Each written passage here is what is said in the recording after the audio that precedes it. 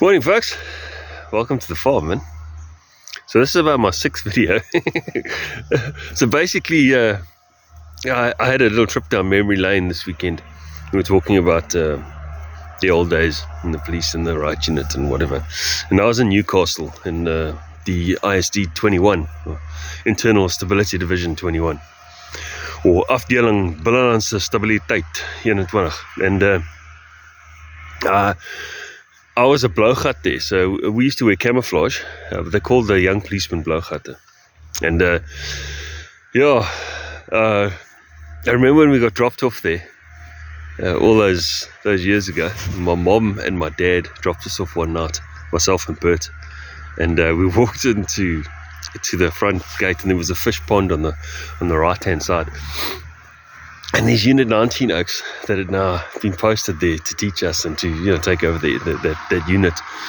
The one oak, Sean Little, he's in the pond with, I think he had a mattress under his arm, his mattress in the pond, and he was coming out of the water. And as we walked in there, he says to my mom, "Don't worry, ma'am, or miss, madam, whatever. We'll take good care of you boys." Yes, my mom almost had a fit. She's like, "Hi, she's Scott." Wat van die seuns? Mom freaking out. And apparently she didn't sleep for a week after that. But yes, we had lots of fun at that barracks. And I was talking about it with the bra we had the weekend, where Vorsi and Tube, and Vorsi, I think Vorsi, you're on my friends list. This is, I remember it, so if I'm exaggerating or under-exaggerating, you must maybe correct me. But I remember going out one night, and I was a real G.I. Joe. I thought I was a cowboy back then. I had a 357 on my left hip and a 9mm on my right. I came back from the jail, or having a couple of pints, and I got back to the barracks, and I heard gunfire. This is in your room, in your place that you live. You don't expect too much gunfire there. So I thought, we're under attack. So I started leopard crawling up the stairs, and the first floor, everything's clear, but you hear gunshots, and then you hear like shouting and screaming. A noise, and a shot goes off. Yes, I get the second floor, and it's still nothing. I get leopard crawl up to the third floor, and then I check what's going on.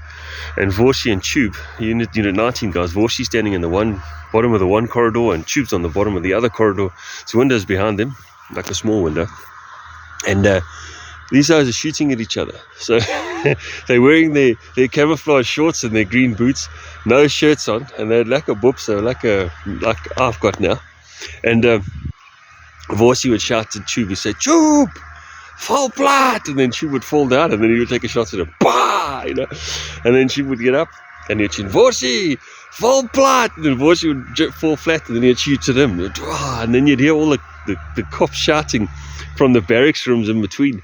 They're like, "Hey, stop shooting," because obviously they're scared there's a bullet that's going to come and then flip and shoot them.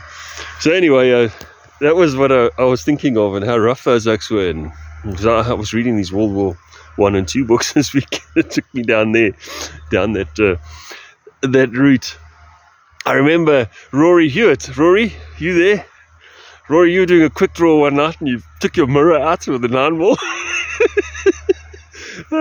We all had these accidental discharges all over the place. I remember one night we were working in Kalenza, and we just had a shootout, and I was at the back door in the Casper, and I fell asleep on my R5, and I touched the trigger, and I took a shot out the window, out the shooting hatch, and I crapped myself. Yes, the accidental discharges were happening all over the place. I remember Freddy Krueger was driving the Casper, and he said, "No, hey boys, was that us or them?" The oaks were so used to shooting back then. It was like, now we hardly ever shoot. But anyway, that was my stories for today. It was a little trip down memory lane, and I think I'm gonna start isolating each story the way I remember it, and then putting it out there, and then we'll see. And if I tag you guys, you must correct me where I've gone wrong or astray, if I either over-exaggerated or under-exaggerated. Let me know. Anyway, guys, have a good Monday. It's a beautiful day, as you can see. Look at the weather, is just stunning. We had that rain, not much rain, but the rain always makes the air smell so good afterwards. And if you drive over Maritzburg, all the haze is all settled, the dust is settled, and it's beautiful crisp lines all over. Oh man, This is a beautiful country we live in. Folks, have a good one. Take care.